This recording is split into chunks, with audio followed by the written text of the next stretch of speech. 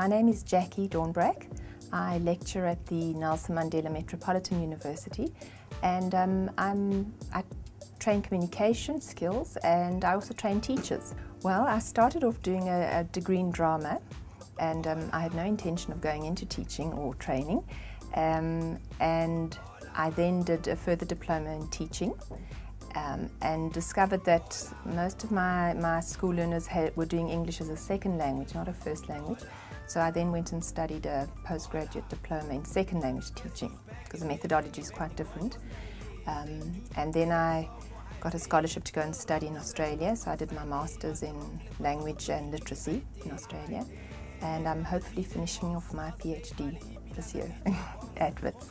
Definitely working with young people. I also like the fact that knowledge is not static. You know, we're constantly learning new things, we're constantly discovering new things about teaching, about language, about what my field of social linguistics, where we're working about language and power.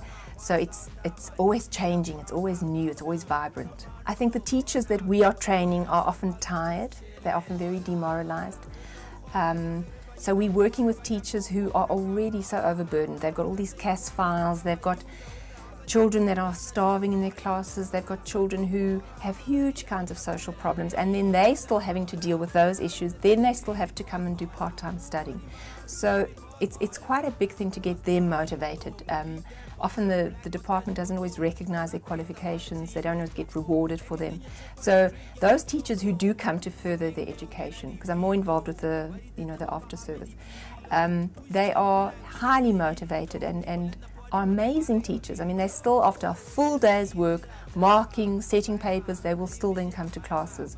So it's difficult to keep them motivated and to kind of motivate them enough to make them realize that what they're doing is really worth it.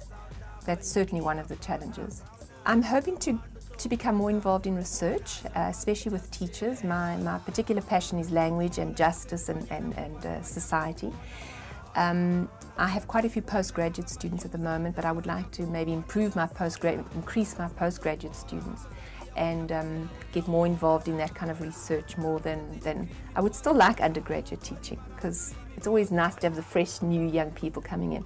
But I think I would prefer to get more involved in research. Number one, I think we need teachers, and we need passionate teachers, and the country really needs you, number one, as a teacher. And I think if you have a passion for developing people and you have a commitment to your country and to other people, then you must seriously consider teaching.